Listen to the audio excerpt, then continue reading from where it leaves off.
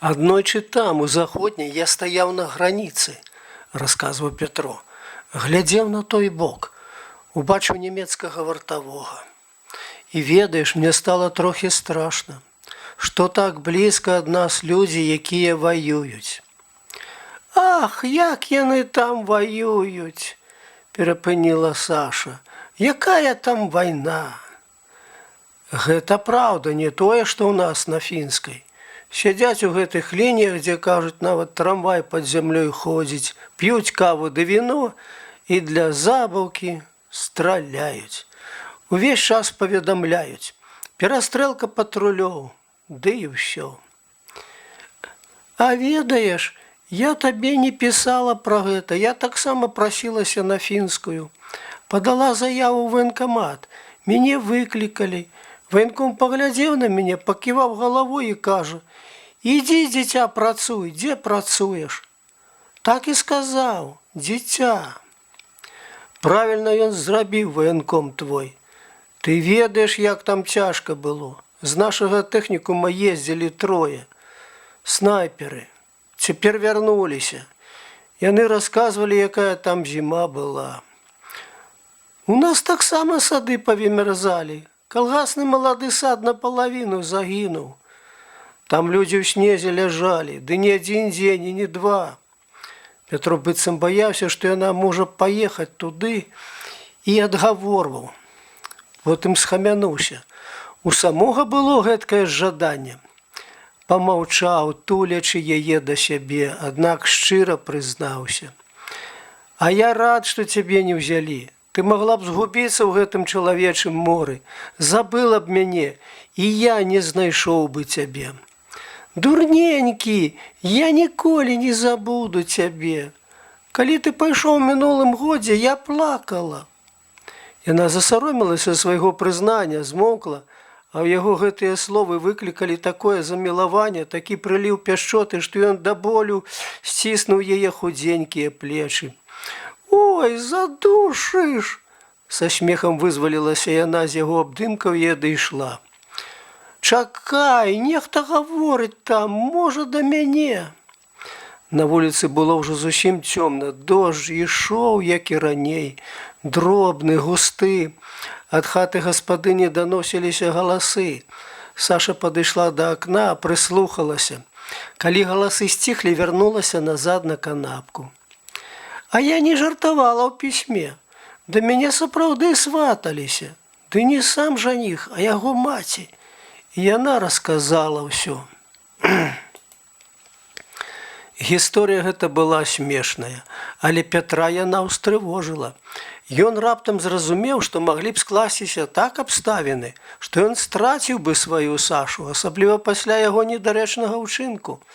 Ён моцна сціснуў Сашыны рукі і горача зашаптаў: «Сашенька, я хачу, каб ты была моя, назаўсёды моя, каб ніхто, нішто, ні разлукі, ні войны, ніякія выпадковасці, нішто не магло нас разлучыць». Яна абняла яго і прыгарнула да сваіх грудзей, дзе моцна білася сэрца. «Я буду твоя, Петя, твоя, назаўсёды, і ты мой». Блізкасць прынесла Пятру тое асаблівае адчуванне шчасця, якое, відаць, чалавек перажывае толькі аднойчы. Ён адчуваў сябе самым шчаслівым з усіх людзей, якіх ведаў і бачыў. Яму было шкада тых, хто не спазнаў яшчэ такога шчасця.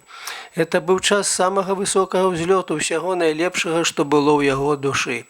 І разам з тым час, калі знікалі яго наіўныя юнацкія мары і ўяўленні. Упершыню па-сапраўднаму адчуў ён прыгажосць жыцця, жаночага цела, чалавечых адносін. Ён хадзіў у стане нейкага незвычайнага ап'янення. Увесь свет здаваўся яму ў гэтыя майскія дні, дарэчы, халодныя і непрыветлівыя, казачна чароўным. А ў цэнтры гэтага свету яго сонцам, зоркай была Саша. Асвятляла сваім зяннем, грэла сваім цяплом. Ён ішоў за Сашай у амбулаторыю, праводзіў да хворых у самыя дальнія вёскі і доўга чакаў дзе-небудзь на ўскраі, калі яна вернецца. І чакаць яму таксама было радасна, бо больш ужо не з'яўлялася неразумная беспадстаўная рэўнасць, якая мучыла яго раней. Яна знікла разам з блізкасцю, разам з усведамленнем, што Саша яго жонка. Словы муж і жонка, якія раней ён не любіў і лічыў грубымі, цяпер здаваліся самымі прыгожымі. Ён ганарыўся тым, што ён муж. І калі пачуў, як гаспадыня гаварыла адной жанчыне, а гэта муж доктаркі, яму было надзвычай прыемна. Аднойчы ён сядзеў каля хаты гаспадыні, радаваўся першаму цёпламу дню і пераконаў сябе, што бачыць, як расце ліпа, лісце на ліпах і трава пад нагамі. Пры незвычайнай узнёсласці адчуванняў хацелася, каб і навокал усё было незвычайным. Да яго падышоў малады чалавек, прывітаўся і нясмела сеў на гэтую ж лавачку з другога краю. Пятро не адразу пазнаў у ім Уладзіміра Івановича. Калі ж пазнаў, пачаў разглядаць з бесцырымоннай цікаўнасцю.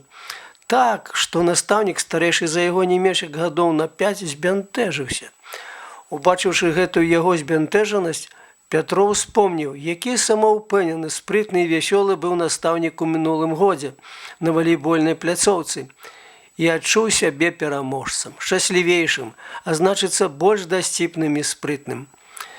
Гэта табе не ў валейбол гуляць. Я пакажу, якія табе бука. Ён пачаў размову з настаўнікам такім тонам, якім дарослыя размаўляюць з дзецьмі. Як справы, таварыш педагог? Нічога, дзякую, сур'ёзна і паважна адказаў Уладзімір Іванович. Вы што выкладаеце? Матэматыку. О, гэта вельмі сур'ёзны прадмет, тут трэба ўмець варушыць мазгамі. Вядома, згадзіўся настаўнік. Ну, як адчувае сябе ваша матэматыка? Пытанне было неразумнае, здзекі насмешка яўныя. Але ўсё адно Уладзімір Іванович не знайшоў, што адказаць так, каб Пятру стала няёмка. Як адчувае? Ну, як ведаюць яе вучні, напрыклад. Добра ведаюць. Горш ці лепш за настаўніка. Пятро ва ўпорах глядзеў на свайго былога суперніка, і ў вачах яго скакалі чорцікі. Настаўнік зразумеў, што весці далей размову з гэтым звар'яцелым ад шчасця юнаком немагчыма. Ён не адказаў. Апусціў галаву і хвіліну задумліва стукаў тонкім пруцікам па наску свайго чаравіка, счышчаючы вясновую гразь. Потым узняў галаву і рашуча сказаў: а цяпер вы адкажыце на адно маё пытанне, але шчыра. Калі ласка, кім вы даводзіцеся Аляксандры Фёдоравне? Я? Мужам. А кім жа яшчэ? З гонарам адказаў Пятро. Дзякую вам. Настаўнік падняўся. Бывайце здаровы, жадаю вам шчасця. І рассякаючы пруцікам паветра, ён пайшоў уздоўж вуліцы.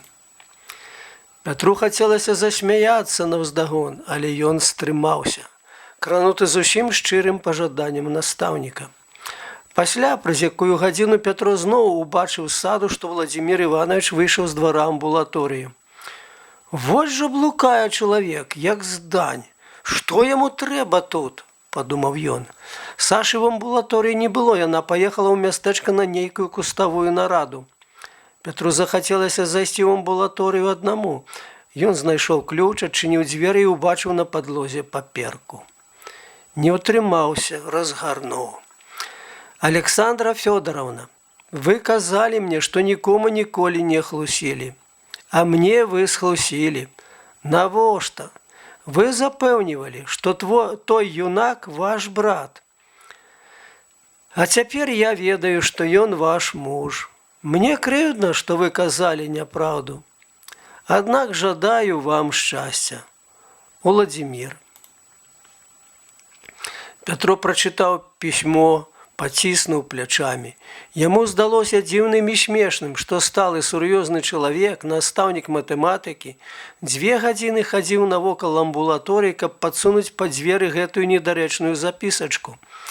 Ён раптам забыўся, што зусім нядаўна сам рабіў яшчэ большыя глупствы. Ён не задумаўся цяпер, чаму Саша сапраўды так доўга ўсім выдавала яго за свайго брата. Цяпер гэта не магло хваляваць яго. Саша яго жонка, і таму ён найшчаслівейшы чалавек у свеце. Пятро аддаў Саше пісьмо, калі яна вярнулася. Тая прачытала, пачырванела. «Дзівак, а што я магла яму сказаць? Ён так настойліва дапытваўся, хто ты?» Яны пагутарылі пра гэтага дзівака, пажартавалі, і ніводная раўнівая струнка не адгукнулася ў душы хлопца. Але калі ў той жа вечар Саша сказала яму, што яго чакае дыпломная работа, і таму трэба ехаць, струны гэтыя загудзелі ўсе адразу, гучна і балюча. Усе гэтыя дні Пятро не думаў пра дыпломную работу. Яшчэ перад ад'ездам ён пераканаў сябе, што зрабіў больш, чым сябры, а таму мае права на перадышку. А цяпер наогул усё гэта здавалася малапатрэбным і сумным у параўнанні з тым, што ён перажываў. Што такое гэты дыпломны праект, гэтая тлумачальная запіска? Каму яны патрэбны? Усё роўна будуць валяцца ў тэхнікумаўскай бібліятэцы ў самых далёкіх кутках за паліцамі. Нарэшце, якая розніца? Атрымае ён пры абароне выдатна ці пасрэдна? Усё адно выпусцяць тэхнікам-дарожнікам, і ўсё адно ўвосень прыйдзецца ісці ў армію. Аб усім гэтым ён падумаў, калі Саша сказала, што час ехаць. Раней ён пра дыплом не думаў, проста забыў усё і жадаў толькі аднаго. Як мага больш быць тут, у гэтай надзвычай утульнай хаце, побач з Сашай, сваёй жонкай. Яму здавалася, што толькі ён паедзе, і шчасце разбурыцца. А таму жахнуўся ад думкі, што трэба пакідаць яе. «Ты хочаш, каб я хутчэй паехаў?» З дакорамі крыўдай сказаў ён. «Я хачу, каб ты заўсёды быў са мной, але нельга ж забываць пра справу.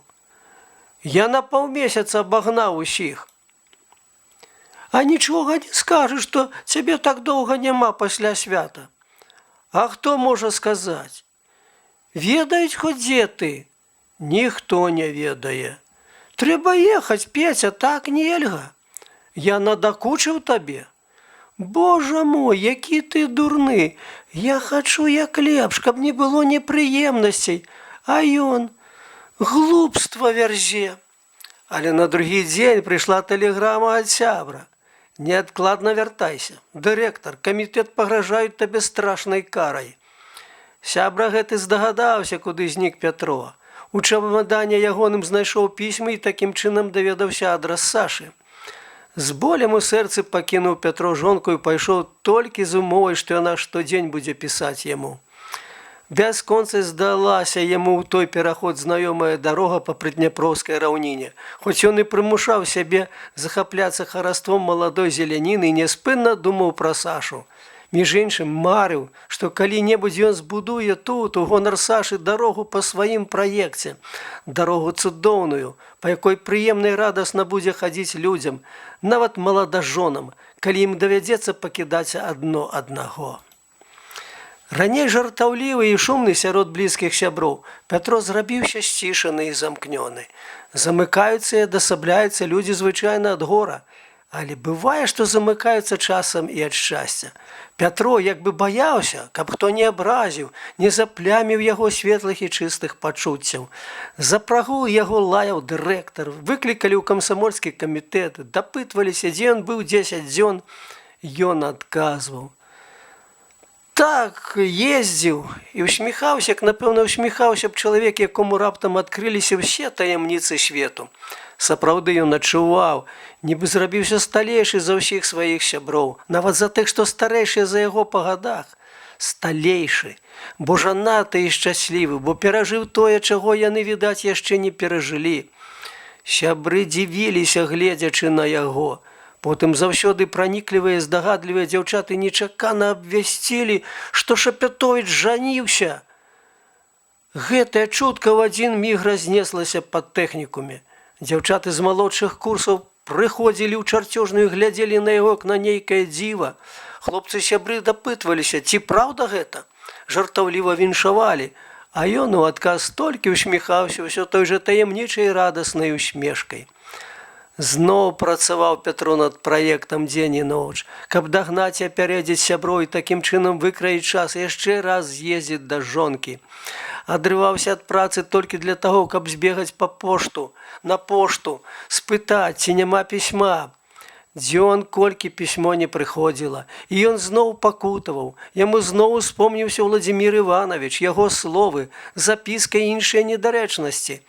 Нарэшце пісьмо прыйшло. Як выявілася, нейкія 100 кіламетраў яно ішло 5 дзён. Праз тыдзень, забыўшыся на дырэктара і на камітэт, на ўсе іх папярэджанні, Пятро зноў ляцеў да Сашы. Больш ён не чакаў ні машыны, ні парахода, а з цягніка пабег па знаёмай дарозе, і здалася яна цяпер яму вельмі прыгожай.